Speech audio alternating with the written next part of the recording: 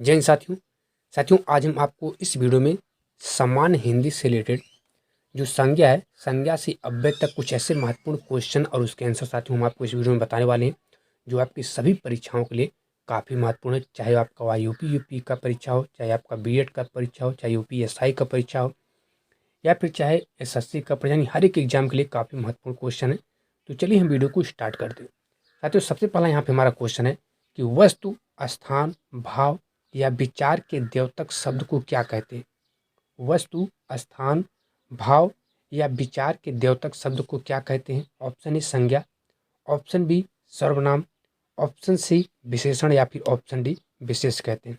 तो साथियों वस्तु, स्थान, भाव या विचार के द्योतक शब्द को हम संज्ञा कहते हैं। ऑप्शन ए क्या है इसका सही जवाब है। दूसरा है व्युत्पत्ति, क्या है व्युत्पत्ति के आधार पर संज्ञा के कितने भेद होते हैं। व्युत्पत्ति के आधार पर संज्ञा के कितने भेद होते हैं। Option A 3, option B 4, option C 5 या फिर ऑप्शन डी 6। तो इसका सही जवाब है ऑप्शन ए 3 होते हैं। स्त्रीत्व शब्द में कौन सी संज्ञा है।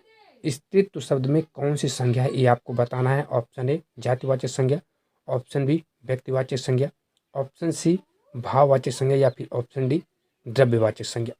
स्त्रीत्व क्या है, स्त्रीत्व शब्द में कौन सी संज्ञा है। तो ऑप्शन सी क्या है सही जवाब इसका, यानी भाववाचक संज्ञा इसमें।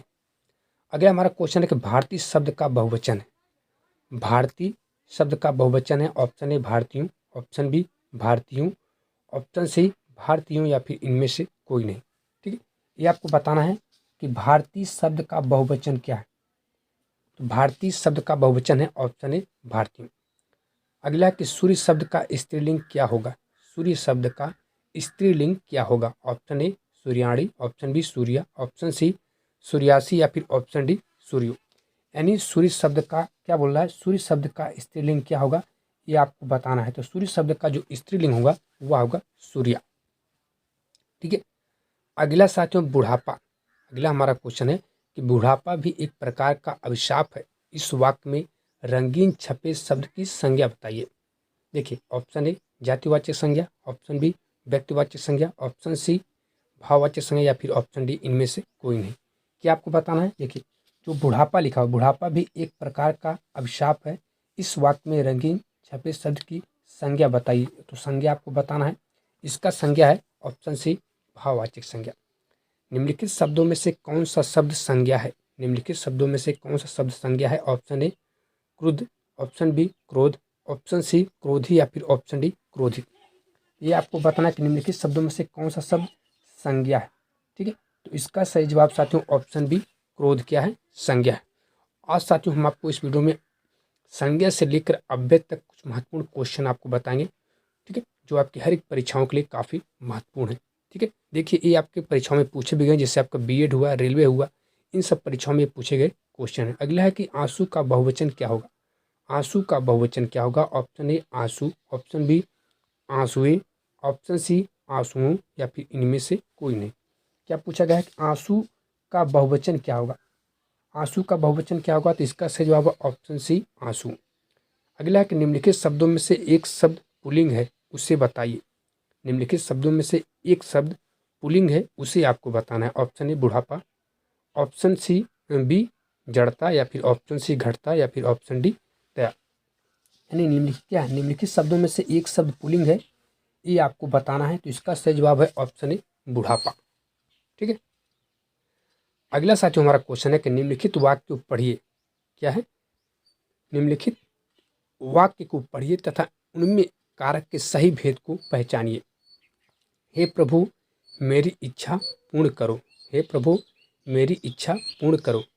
ठीक है, इसका ऑप्शन ए अधिकरण कारक है, ऑप्शन बी संबंध कारक है, ऑप्शन सी संबोधन कारक है या फिर ऑप्शन डी अपादान कारक है। साथियों इसका ऑप्शन सी क्या है सही जवाब है, क्योंकि इस प्रकार से जहाँ पर चिन्ह लगा रहता है वहाँ पे आपका क्या होता है संबोधन होता है। ये आपका संबोधन कारक है।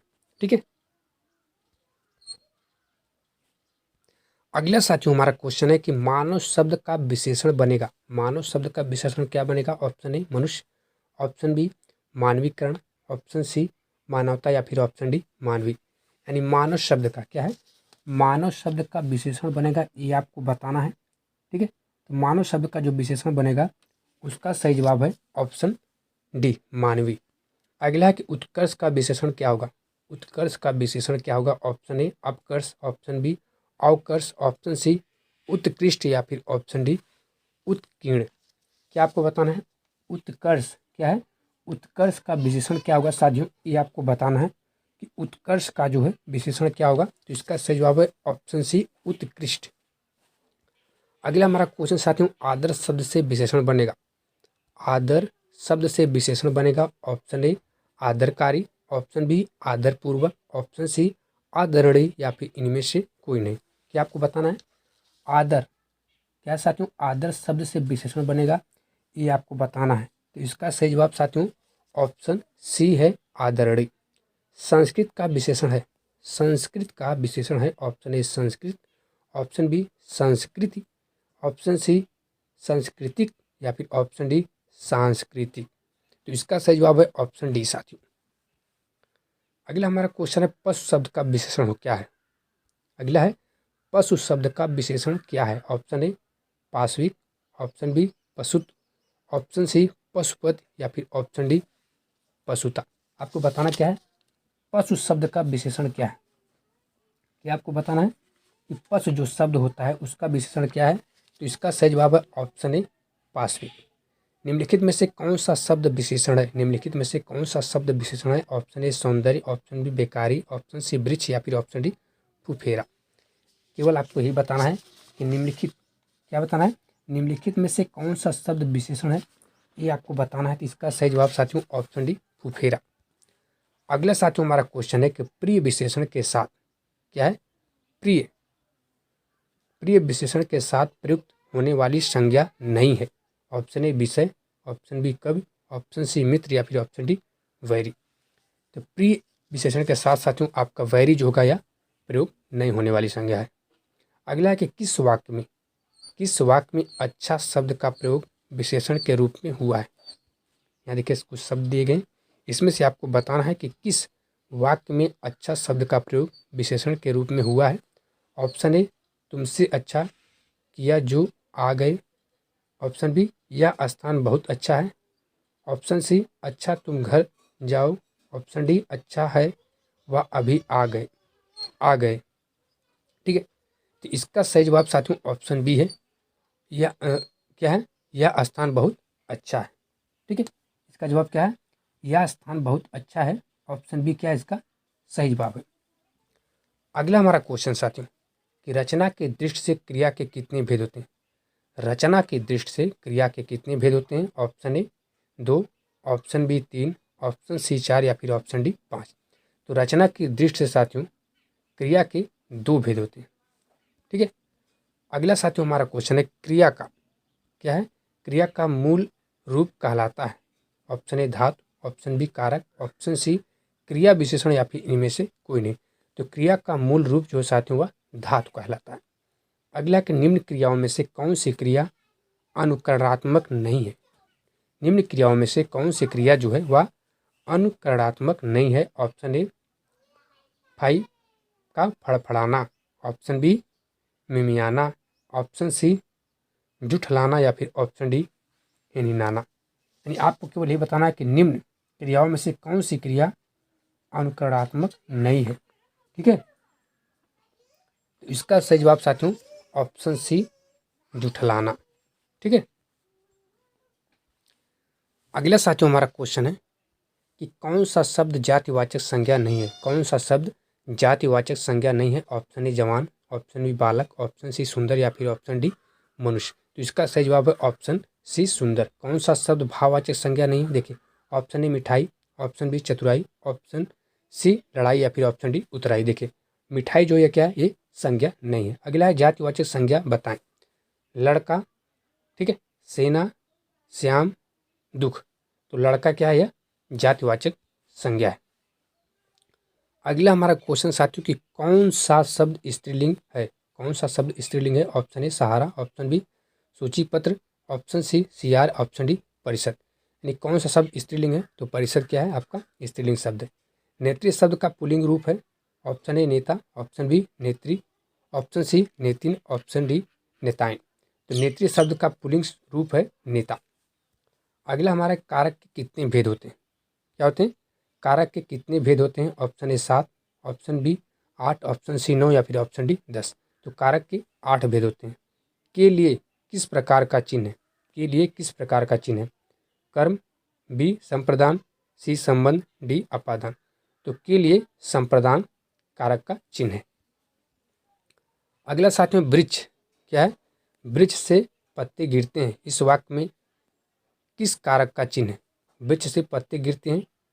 ऑप्शन ए कर्म कारक, ऑप्शन बी करण कारक, ऑप्शन डी अपादान कारक या फिर ऑप्शन डी अधिकरण कारक। देखिए यहाँ से वृक्ष से पत्ते गिरते हैं, यानी जहाँ पर अलगाव हो वहाँ पे आपका क्या होता है? अपादान कारक होता है। तो ऑप्शन सी क्या है इसका सही जवाब है। वृक्ष पर पक्षी बैठे हैं, इस वाक्य में पर कौन सा कारक है? ऑप्शन ए कर्म कारक, ऑप्शन बी संप्रदान कारक, ऑप्शन सी अपादान कारक या फिर ऑप्शन डी अधिकरण कारक। देखिए वृक्ष पर पक्षी बैठे हैं, जहाँ पर में पर आता है वहाँ पे आपका अधिकरण कारक होता है। ठीक है। अगला है कि वह घर से बाहर गया। वह जो है घर से बाहर गया, इस वाक्य में से कौन सा कारक है?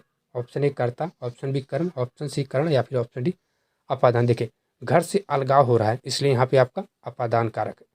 चारपाई पर भाई साहब बैठे हैं, इस वाक्य में चारपाई शब्द किस प्रकार किस कारक में है? देखिए चारपाई पर भाई साहब बैठे हैं, इस वाक्य में चारपाई शब्द किस कारक में है? ऑप्शन ए करण, ऑप्शन बी संप्रदान, ऑप्शन सी संपन्न या फिर ऑप्शन डी अधिकरण। तो ये आपका है ऑप्शन डी अधिकरण कारक। अगला क्वेश्चन है साथियों कि निम्नलिखित शब्दों में से सदा स्त्रीलिंग वाला शब्द कौन सा है? निम्नलिखित शब्दों में से सदा स्त्रीलिंग वाला शब्द कौन सा है? ऑप्शन ए पक्षी, ऑप्शन बी बाज, ऑप्शन डी मकड़ी या फिर ऑप्शन डी गैड़ा। तो मकड़ी क्या है? ये आपका स्त्रीलिंग वाला शब्द है। ठीक है। तो साथियों ये थी संज्ञा से लेकर अव्यय तक कुछ महत्वपूर्ण क्वेश्चन और उसके आंसर जो सामान्य हिंदी से रिलेटेड है। और यदि आपको हमारी छोटी सी प्रश्नावली आपको अच्छी लगी तो आप हमारे वीडियो को ज़्यादा से ज़्यादा लाइक और शेयर जरूर किया। और इसी प्रकार से यदि आपको और भी प्रश्नावली चाहिए सारी तो आप हमें कमेंट बॉक्स में कमेंट करके पूछ सकते हैं। हम और भी इसी प्रकार से आपके लिए प्रश्नावली लाते रहेंगे जो आपकी परीक्षाओं में पूछे गए और जो आपके महत्वपूर्ण क्वेश्चन है। ठीक है। तो इस वीडियो में इतना ही साथियों, नमस्कार, जय हिंद।